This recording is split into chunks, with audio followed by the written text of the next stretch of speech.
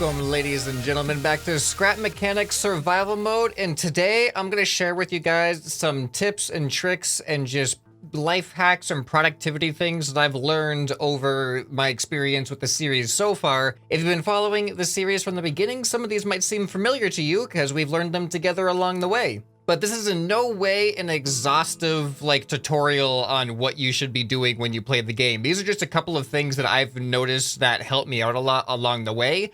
And these are all things that are not required knowledge. For example, I'm not going to tell you things like, oh, in order to get into the warehouse, you need a warehouse key that you get from the boss bots. That's kind of you kind of need to know that to progress. These are things that you could progress without knowing, but knowing them would make things a little bit more faster, a little bit more efficient, or a little bit more convenient. But after this video, if you guys have any additional tips and tricks that were not included here, leave those in the comments down below, because if this video does well, if you guys like it, then maybe I'll make another one based off of feedback from the comments. So it'll be basically a video that was put together by you guys down in the comments below. All right, so here we go. These are in no particular order. Some of these are early game, some of these are late game, some of these are super important, some of these are just kind of use it if you feel like it. So to start off, the very first one, this one actually is really important. You should always, and I mean always, back up your save file before every play session or after every play session. Because this is an early access game right now, and you never know what kind of bugs or things you might encounter that could completely ruin your save file, or you build the wrong thing that just completely breaks your world and it goes flying off into the distance and you can never get it again.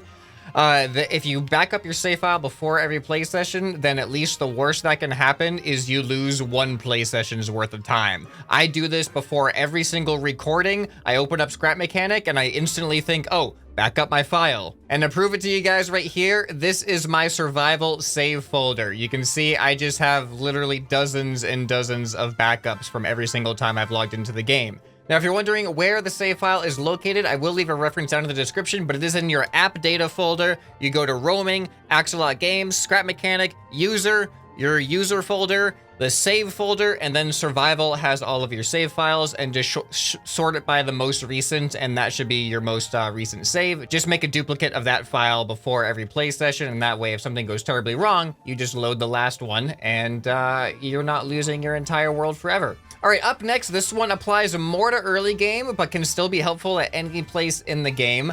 And this one is probably gonna be more relevant to people who are newer to how Scrap Mechanic works in general.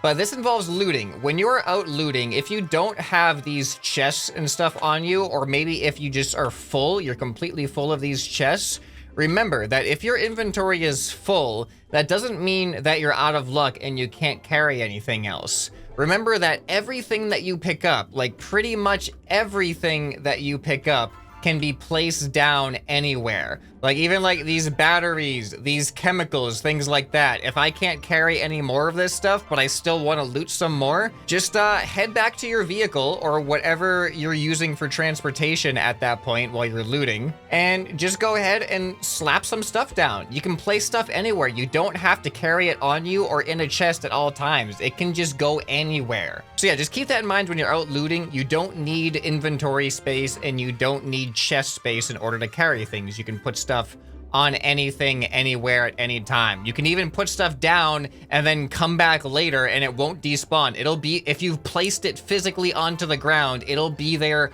until a bot destroys it or you come back and get it. There's still, from my very first episode, in some of these warehouses, I put down a piece of toilet paper because I didn't want to carry toilet paper with me. And every single time I go back to that warehouse, it is still there, just hanging out on the wall. All right, up next, this was one that we found out early on. Remember that beds are your spawn points, and they are mobile spawn points. If you're ever gonna go out with a vehicle out far and you're worried about dying and losing your vehicle out into the wilderness, slap a bed down on your vehicle, hop in the bed before you go out, and your respawn point is saved on your vehicle. So if you ever get killed when you're out and about, exploring, anything like that, you're going to spawn right with your vehicle there. Now, this is going to be updated soon where your bed will have a limited number of uses before it needs to be either rebuilt or recharged. We don't know exactly how it's going to work yet, but they are nerfing this a little bit, but it's still going to be usable in this fashion as kind of like a save point anywhere that you want to be. Speaking of beds, you need cotton to build a bed. And I've seen a lot of people when they were first getting into survival, a lot of people were like, I can't find cotton. Where's cotton? I've been looking everywhere. Can't find it anywhere. There is one really, really big indicator to tell you that cotton might be nearby. It's kind of hard to see cotton by itself, but you can see where the cotton will be located. And that is the autumn biome. Now you may see we have mostly like green trees and stuff over here, but over to my right here, you see the trees get a little bit more orangey and yellow as the sun's setting. It's a little bit hard to see it. But this is what you're looking for when you want to find cotton. A big clump of trees that are not green and they're more autumn-like. And when I go into here, you can see, I think right through these trees here, look, we got our cotton right here. And just like that, we can start picking up cotton. And there's usually a decent amount of cotton in each of these biomes. So yeah, if you want a quick way to spot from a distance if cotton is nearby, just look for the trees that are yellowish and orange. That'll be a very clear indicator that cotton is not far away. Okay, well, I have this hay bot here. Another big hint is that saw blades and drills scare the bots, the little greeny bots and the hay bots. They are scared of these things. So if you want to protect stuff, put some saw blades and drills on it, and the hay bots will tend to keep their distance, as you can see here. Well, all right, now he just kind of gave up on it. It doesn't work 100% of the time, but it gives you a bit of a buffer as they try to figure out what they're doing or what's going on with all these blades and stuff. See, they always do that little backing away thing when there's a saw blade nearby. So that buys you a little bit of time and protects your stuff a little bit more, especially a vehicle like this. But I think if you're not in the vehicle, then they finally will focus their sights on you. And then it's a little bit more risky. Here, let's test it out with this greenie right here. I'll stay in the vehicle this time. Let's see what he does. Yeah, see? So now that I'm in the seat, I think he may actually just be permanently, like, wary of the blades. I don't know if he'll actually try to take a swing or not. But if I didn't have any of these saw blades or drills on here, he would just be hitting my vehicle right now. So this is a super, super useful thing. You can apply it to vehicles. You can apply it to your base as well. If there's a particular area of your base or your farm that you don't want them to come near, you can use the blades as kind of like just a buffer zone. Like, don't go here, go around. So I find that to be a super useful little tip to just keep stuff safe. And actually, there's something that I wanted to test out with these saw blades really quick. I'm just gonna remove this. I actually wanted to see, here, we got some greenies over here. Let's go over these guys. I want to see how effective are they. I think when we're in a seat, it's different than when we're on our own, so I don't know if this is going to work. But what I want to do right now is I just want to place the saw blade on the ground and stand on it and see what they do. Look at this. It works. Oh, okay. Now they've kind of just, they get brave after a while. So yeah, I think if I was in a seat, maybe. Ooh, let me try then. Now that I'm in a seat. Okay. No, not my toilet. All right, it doesn't work. It doesn't work when you're in a seat on a saw blade like that. But as you can see, they are cautious at first. And actually, it looks like when I placed it back down, it refreshes them a little bit. Oh, never mind. Clearly, there's some limitations on it. It's not 100% effective, but it does buy you a little bit of time from getting hit. So that's something to keep in mind. Oh no, we're gonna get raided very, very soon. Hold on, just gotta paint this up real quick. All right, let's head back to the farm. Oh, we only have 10 seconds. I got distracted. No. All right, come on. Get up on the drawbridge. All right. Good enough. This will probably just push it. All right, let's get over here. Let's activate the bouncy floor. All right, we're good. We're all protected. Whew, that was close. Our drawbridge is good. Everything down here looks good. These guys are they're doing their thing. All right, we can just destroy them as they bounce around in our bouncy castle. All right, so this wasn't actually part of my list of hints, but bouncy floors are actually super effective on these guys. And apparently, my traps that I still have to figure out these traps over here, but these catapult traps, they don't work on the hay bots, but they do work on the greenies once they actually walk onto it. All right, hey, no, stop with that. Stop with that, please. All right, you can go ahead and die too. Anybody off on the sides? Yeah, we got some people off on the sides here. And I think that's most of it. We just got a greenie somewhere around here. Oh, did he die? Oh, no, there he is. He's just bouncing in place right there. You guys are funny. All right, and dead. All right, another successful defense against a raid. We were able to get ready in 10 seconds from a distance, so that was really nice. All right, I'll put the drawbridge back down, and I will collect some of my spoils. Okay, so as you can see, I got some crops already planted down here. That's why we had a raid, and as you know, if you have crops planted, you will get a raid that night. But let's say that these crops had already sprouted and were ready to be harvested after that raid. What I could do is if I harvest all of my crops so there is nothing planted before 4 a.m., then that can guarantee that I will not have a raid the following night. If you have any crops planted after 4 a.m., then that is what is going to trigger. And it seems to be a little bit of a buffer, like it could be anywhere between 4 and 5. It seems like around 4:30 is when the unauthorized farming officially gets detected, but sometimes I've seen it happen closer to 4, sometimes I've seen it happen closer to 5, and you see the clock in the top left above my camera here. It is currently at 3. So we're gonna wait around for another minute or so, and we're gonna see, you will see that we will have unauthorized farming detected. And if none of these crops were here, then that just wouldn't happen, and you wouldn't have to worry about raids. So then once you see unauthorized farming detected, it doesn't matter what you do from that point on, you're going to get a raid based off of what you had planted at that moment. And here we go, 7 more seconds and we should get it. All right, and is it gonna happen right at 4:30? There we go, unauthorized farming detected. And now we have the raid countdown on our crops here. So yeah, now even if right now I harvest all of this stuff, we're still gonna get a raid tonight. So even if my plot was completely clear tonight, because I had these crops at 4:30 in the morning, then we are getting a raid tonight. Okay, my next tip for you guys is probably one of the most popular ones that I've been saying on the channel, which is always bring a toilet. You can find toilets at those shack towns, like on the sides of the road where you have those wooden shacks with like the cash registers and all the wood and everything. A lot of them have an outhouse and you can usually find a toilet there, and they're usually not too far from like the spawn area. But the reason why I always say to always bring a toilet is because a toilet is great for navigating ruins or towers or things like that, because it works as kind of like a short-range teleporter. Anywhere you can place a toilet down, you can also teleport to the toilets. And let me see if I can get over here. So let's say that we're traveling, and this also serves another purpose too that I'll show you in a little bit. Let's say that we're going to this big tower here. We want to loot this tower.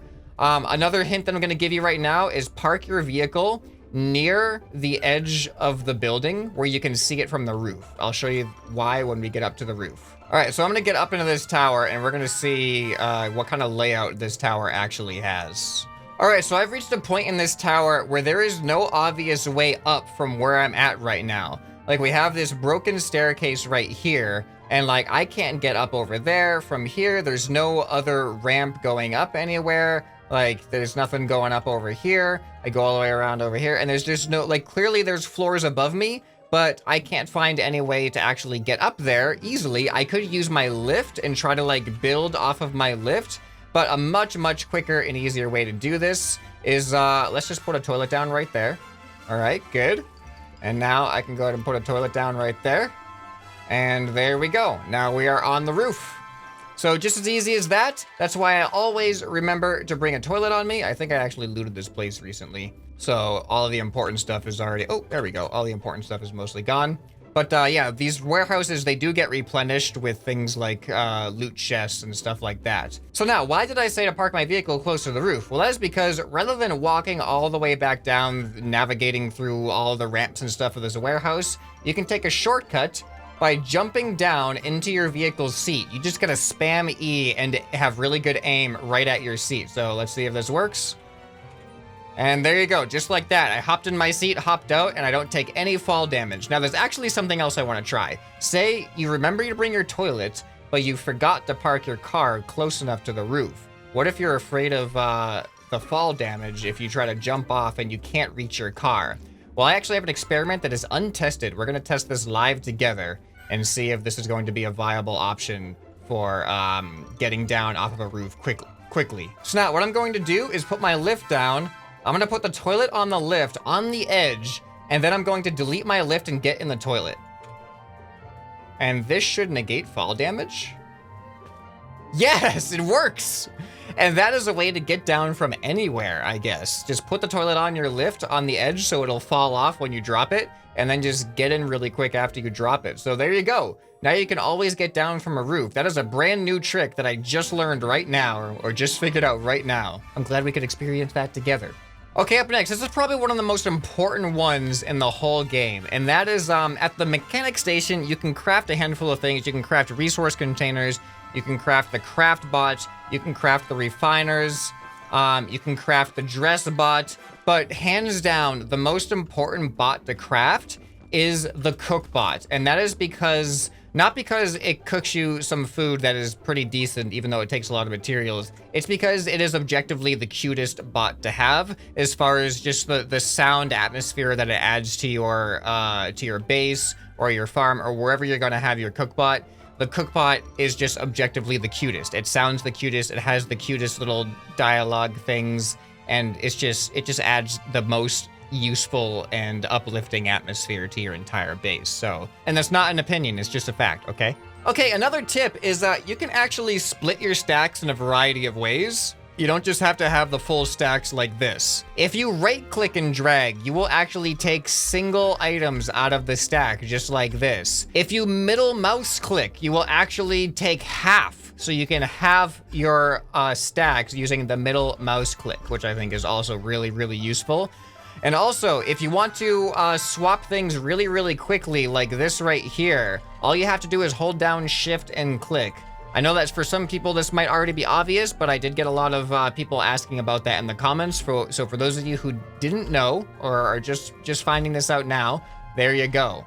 And shift clicking also applies to the other ways of dividing the stack too. So say if I wanted to put one potato down into my inventory down here, I just hold shift and I right click, and there you go. Now we get one at a time. And if I hold shift and middle click, now we get half stacks going down there. So yeah, that's just gonna make managing your inventory much easier, especially if you've died and you're going back to your loot bag. You can just shift click and just go blah, blah, blah, blah, blah, blah, blah, blah, blah, and get everything back really, really quickly while you get back into action and kill whoever killed you as revenge. Okay, another extremely useful tip that applies to multiple things is there are a couple objects that you cannot carry in your inventory. You have to carry them on your shoulder, like so.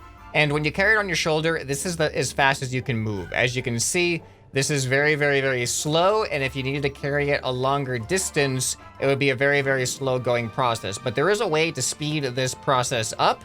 So when it comes to the legs or like whatever rods that you have, whether it's like stone rods or wood rods or these scrap metal rods, make sure that they're facing vertical, not horizontal like this, because it's gonna be much, much easier.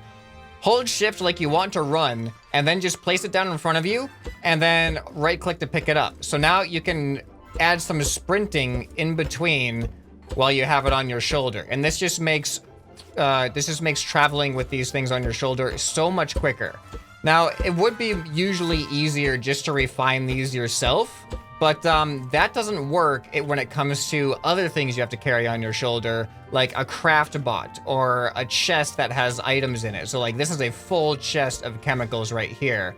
And I can just go ahead and place it, run, and obviously I can travel much, much faster than if I was to just carry it on my shoulder the whole time.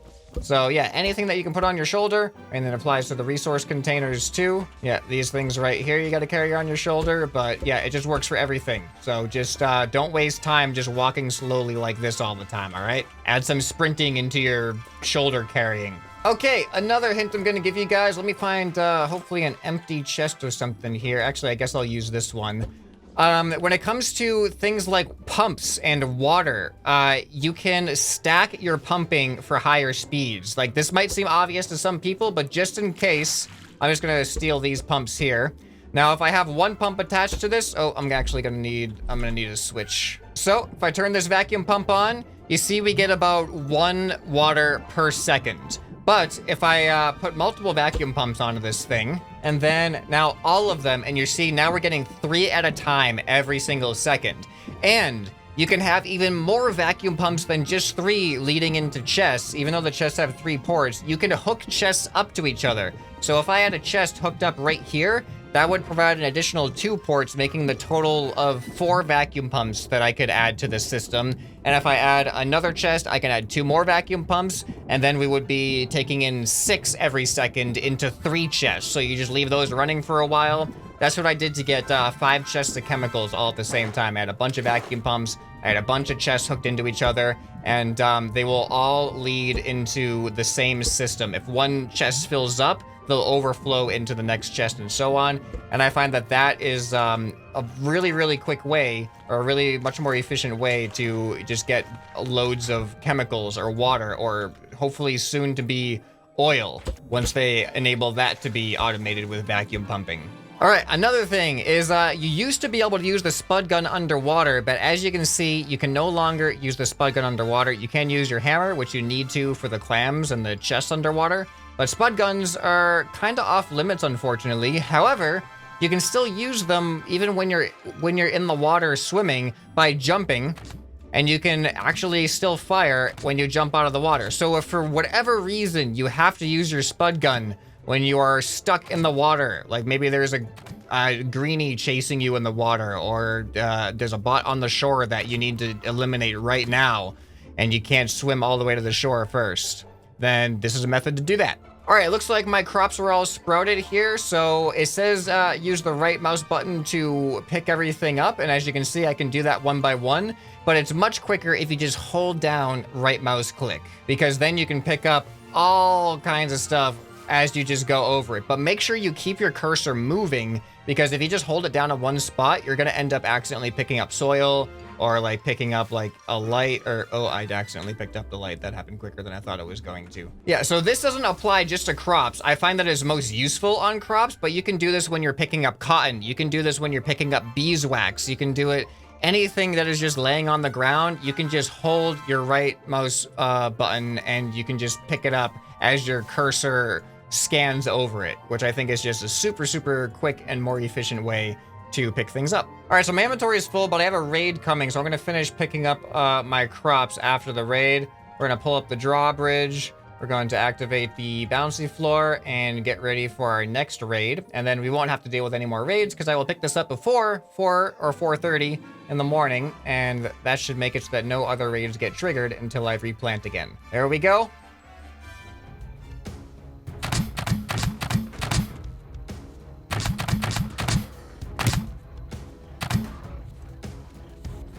We got the greenies getting launched by the things. I love that. All right, there we go. This is no problem. I love the bouncy floor idea. Bouncy floor concept keeps them so epic. Well, I just heard something break. Did somebody break something? I heard some like glass thing that sounded like, it sounded like glass breaking. That was weird. All right, any other threats happening immediately in the vicinity? I think we're all good. Let's get rid of this guy over here. Get rid of that guy. He's just kind of stuck there. The greenies are just, they're enjoying their catapult here. All right. He's just destroying the spines of his brethren. Look at the... I'm glad that the catapults at least work on the greenies. I do have some things I want to try to make these catapults work on the haybots too, because the haybots seem extra cautious of them. But it's kind of fun watching the greenies get foiled by it. Whoa! Okay. Here, let's go ahead and put them out of their misery now. Hey, it's like skeet shooting. Ready, and pull. Pull. Oh, I missed that one. I like this. This is kind of fun. All right, and pull. There we go. That's fun. That's a fun game. All right, there we go. Everything is all harvested. I'll go ahead and put all my blueberries in here.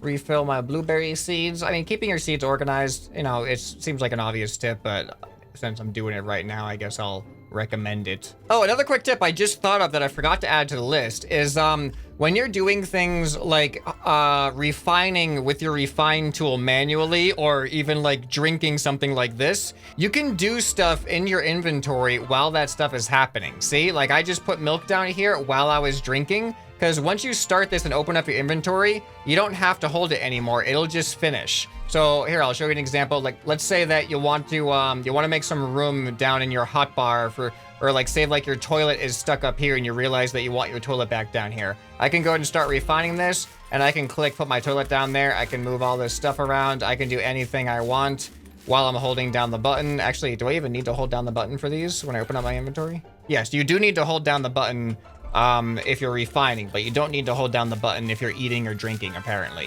So that's just a quick little productivity thing. You don't have to wait until your refining or your eating is complete if you still want to do some inventory management or whatever, or, you know, just replace some things. Like, I usually like to have food and drink available so I don't have to open up my inventory once I get starving.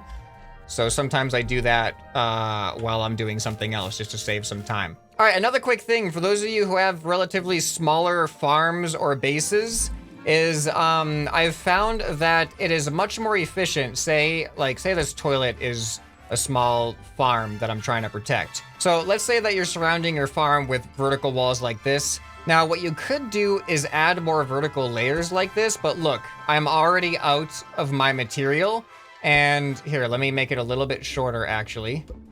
We can see if we can extend this out a couple more layers. So you may be thinking, okay, I've got like almost 4 layers that they're gonna have to get through before they get to my farm, right?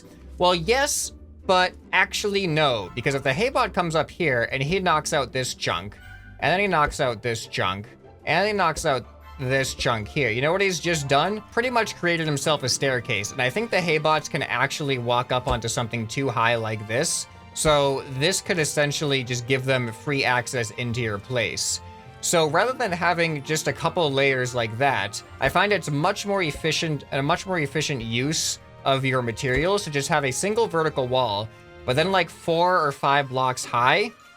Use all that material to build horizontally, because now this is 1, 2, 3, 4, 5, 6, 7, 8, 9, 10, 11, 12, 13 layers using the same amount of material that we just used for 3 layers.